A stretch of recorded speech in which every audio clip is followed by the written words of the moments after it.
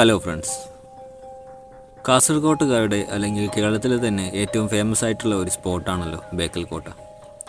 ഒരു വൈകുന്നേരം അടിച്ചു പൊളിക്കാൻ പോകാനും കടൽ കണ്ട് കാറ്റ് കൊള്ളാനും ഒക്കെ ബെസ്റ്റ് പ്ലേസാണ്. സിനിമയിലൊക്കെ ഒരുപാട് തവണ നമ്മൾ ഈ കോട്ട കണ്ടിട്ടുണ്ട്. പക്ഷേ ഈ വലിയ ചെങ്കൽ ചുവരുകളുടെ ഒരറ്റത്ത് പോയി നിന്ന് കടലിലേക്ക് നോക്കുമ്പോൾ എപ്പോഴെങ്കിലും ചിന്തിച്ചിട്ടുണ്ടോ ഇതിൻ്റെ പിന്നിലെ യഥാർത്ഥ കഥ എന്തായിരിക്കുമെന്ന്? ഇന്ന് നമ്മൾ കാണുന്ന ഈ ഭംഗിക്ക് പിന്നിൽ പണ്ട് നടന്ന ഭയങ്കരമായ യുദ്ധങ്ങളുടെയും അധിനിവേശങ്ങളുടെയും ചോര ചിന്തിയ കഥകളുടെയും വലിയൊരു ഹിസ്റ്ററിയുണ്ട്. വെറുതെ രാജാക്കന്മാർക്ക് വന്ന് താമസിക്കാൻ ഉണ്ടാക്കിയ ഒന്നല്ല ഇത്. ശത്രുക്കൾ കടൽ വഴി ആക്രമിക്കാൻ വന്നാൽ അവരെ തവിട് പൊടിയാക്കാൻ വേണ്ടി പ്ലാൻ ചെയ്തുണ്ടാക്കിയ ഒരൊന്നൊന്നര മിലിറ്ററി സെറ്റപ്പായിരുന്നു ബേക്കൽ കോട്ട. ഈ കോട്ടയ്ക്കുള്ളിലെ രഹസ്യ തുരങ്കങ്ങൾ എങ്ങോട്ടാണ് പോകുന്നത്? ടിപ്പു സുൽത്താൻ്റെ കാലത്ത് ഇവിടെ എന്തൊക്കെയാണ് നടന്നത്? നമുക്ക് നോക്കാം.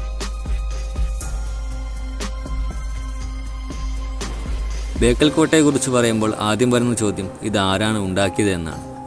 ഇതിനെക്കുറിച്ച് ഇപ്പോഴും ചരിത്രകാരന്മാർക്കിടയിൽ ചെറിയ തർക്കങ്ങളൊക്കെ ഉണ്ട്.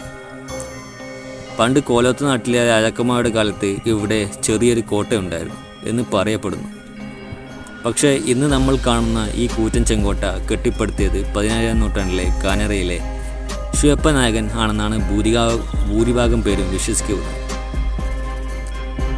അക്കാലത്ത് ഈ ബോർഡർ ഏരിയ പിടിച്ചെടുക്കാൻ വേണ്ടി ഒരുപാട് യുദ്ധങ്ങൾ നടന്നിരുന്നു.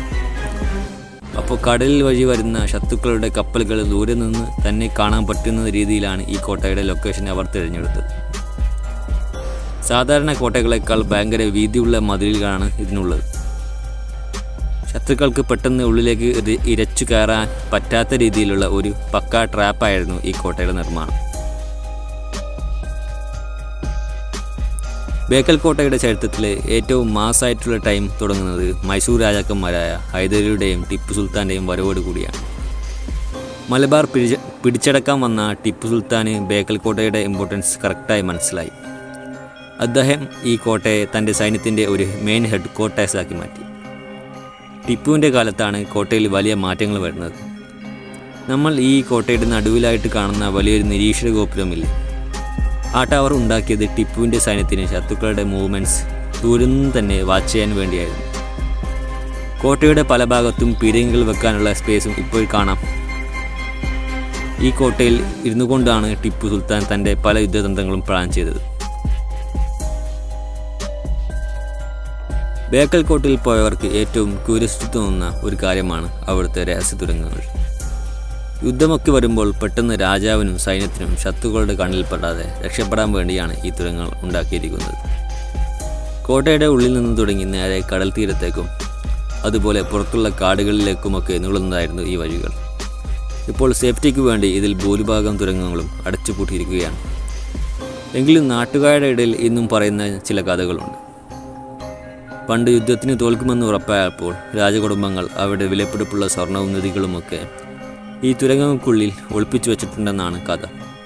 ഇതിന് കൃത്യമായ തെളിവുകളൊന്നും കിട്ടിയിട്ടില്ലെങ്കിലും കേൾക്കാൻ നല്ല രസമുള്ള കഥകളാണല്ലോ ഇതൊക്കെ.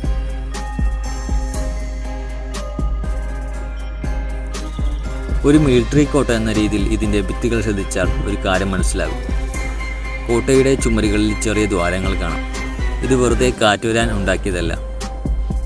ഏറ്റവും മുകളിലുള്ള ദ്വാരങ്ങളിലൂടെ ദൂരെയുള്ള ശത്രുക്കൾക്ക് നേരെ വെടിയുതിർത്താനും നടുവിലുള്ളവയിലൂടെ അടുത്തേക്ക് വരുന്നവരെ അറ്റാക്ക് ചെയ്യാനും ഏറ്റവും താഴെയുള്ള ദ്വാരങ്ങളിലൂടെ കോട്ടയുടെ തൊട്ടടുത്തെത്തിയ ശത്രുക്കളെ പ്രതിരോധിക്കാനും വേണ്ടിയാണ് ഈ ഡിസൈൻ ചെയ്തിരിക്കുന്നത്. ആലോചിച്ച് നോക്കുമ്പോൾ ഭയങ്കര ബുദ്ധിയല്ലേ ഇതിന് പിന്നിൽ. പിന്നീട് 4ാം മൈസൂർ യുദ്ധത്തിൽ ടിപ്പു സുൽത്താൻ വീണതോടെ ഈ കോട്ട ബ്രിട്ടീഷുകാരുടെ കൈകളിലായി. അതോടെ ഇതിൻ്റെ മിലിറ്ററി പ്രാധാന്യം കുറയുകയും അവർ ഇതൊരു അഡ്മിനിസ്ട്രേറ്റീവ് സെൻ്ററാക്കി മാറ്റുകയും ചെയ്തു. ബ്രിട്ടീഷുകാരുടെ കാലമൊക്കെ കഴിഞ്ഞു. ഇന്ന് ബേക്കൽ കോട്ട നമ്മുടെ പുരാവസ്തു വകുപ്പിൻ്റെ കീഴിലുള്ള ഒരു വലിയ പൈതൃക കേന്ദ്രമാണ്. നമ്മൾ ഇന്ന് വെറുതെ ഫോട്ടോ എടുക്കാനും നടക്കാനും പോകുന്ന ഈ കോട്ടയുടെ മണ്ണിൽ പണ്ട് എത്രയോ മനുഷ്യർ ജീവിച്ചിട്ടുണ്ടായിരുന്നു, യുദ്ധം ചെയ്തിട്ടുണ്ടായിരുന്നു. ഹിസ്റ്ററിയുടെ എത്രയോ കൊടുങ്കാറ്റുകളെയാണ് ഈ ചെങ്കൽ ചുവരുകൾ താങ്ങി നിർത്തിയത്. അടുത്ത തവണ ബേക്കൽ കോട്ടയിൽ പോകുമ്പോൾ ഈ കഥകളൊക്കെ ഒന്ന് മനസ്സിൽ വിചാരിച്ച് നോക്കും.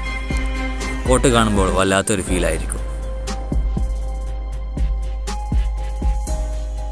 ബേക്കൽ കോട്ടയെക്കുറിച്ചുള്ള ഈ വീഡിയോ എങ്ങനെയുണ്ടായിരുന്നു? ഇഷ്ടപ്പെട്ടിട്ടുണ്ടെങ്കിൽ സബ്സ്ക്രൈബ് ചെയ്യുക, കമൻറ്റ് ചെയ്യുക. അടുത്ത സ്റ്റോറിയുമായി വീണ്ടും വരാം.